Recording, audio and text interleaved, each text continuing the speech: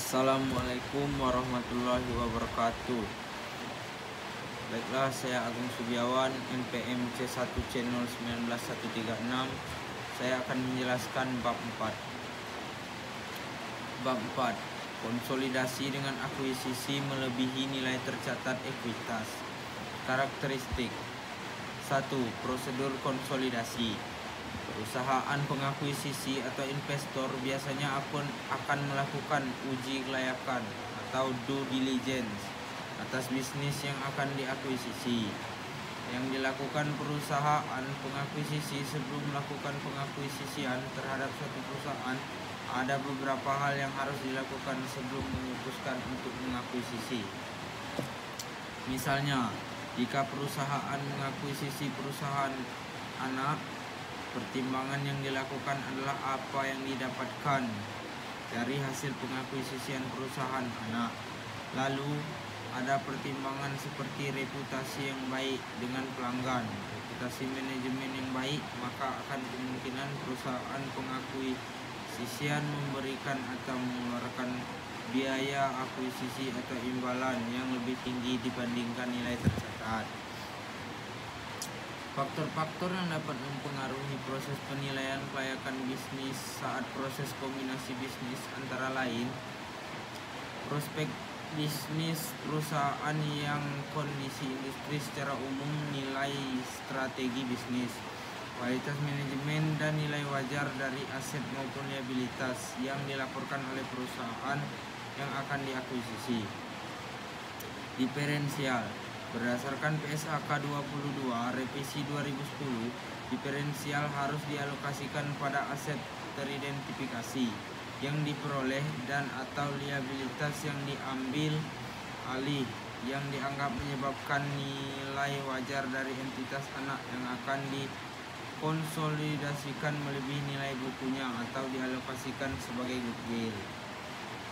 Jadi diferensial bisa disebabkan karena dua hal. Yang pertama, karena perbedaan nilai wajar dari aset yang diperoleh dan liabilitas yang diambil alih. Yang kedua, karena goodwill-nya bisa jadi kombinasi keduanya dan harus dilakukan analisis untuk melakukan diferensial. Diferensial bersifat sementara atau temporer yang akan muncul ketika dibuat jurnal eliminasi dan akan dinolkan. Jurnal eliminasi kedua dan nilainya akan dialokasikan.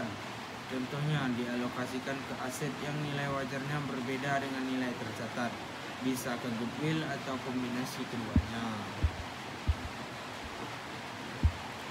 Selanjutnya yaitu aset teridentifikasi dan liabilitas yang diambil alih.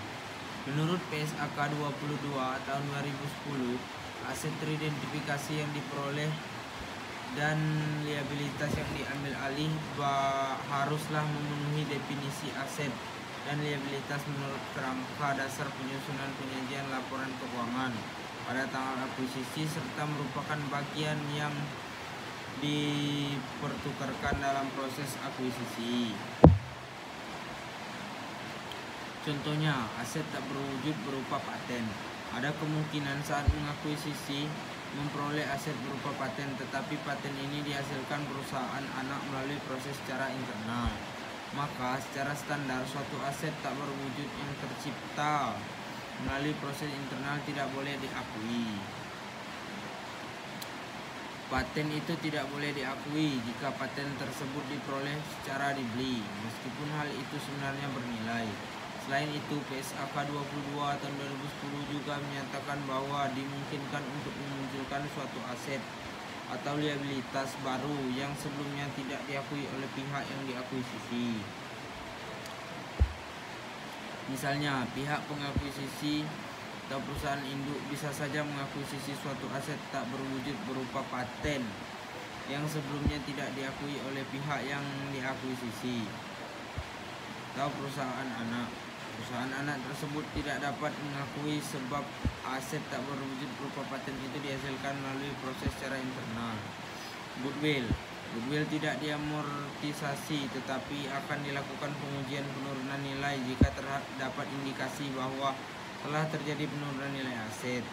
Kapan terjadi penurunan nilai aset, yaitu ketika nilai tercatat dari aset tersebut dibandingkan nilai terpulihkan, atau nilai yang diperoleh kembali ditentukan berdasarkan nilai mana yang lebih tinggi antara nilai wajar dikurangi biaya penjualan dibandingkan nilai pakai atau hasil investasi di masa mendatang.